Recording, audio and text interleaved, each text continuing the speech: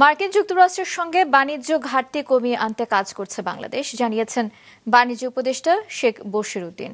সচিবালয়ে সরকারি ক্রয় সংক্রান্ত উপদেষ্টা পরিষদ কমিটির সভা শেষে তিনি জানিয়েছেন, এজন্য ১০০ পণ্যকে শুল্কমুক্ত করার কথা জানিয়ে যুক্তরাষ্ট্র প্রশাসনকে চিঠি দেওয়া হয়েছে।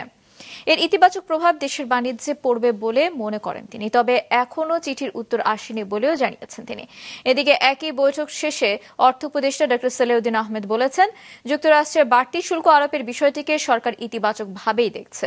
তিনি দাবি করেন, এতে দুদেশই লাভবান হবে, প্রসার ঘটবে আমদানি রপ্তানিতে।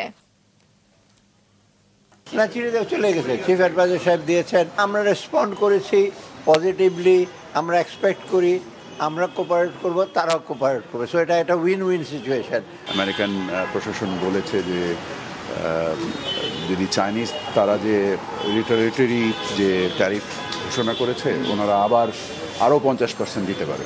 সেই ধরনের পরিবর্তনশীল অবস্থায় মানে যে কোনো সিদ্ধান্ত নেওয়া একটু জটিল। আমরা অ্যাজ ইট ডেভেলপস আমরা we will fix hour strategies.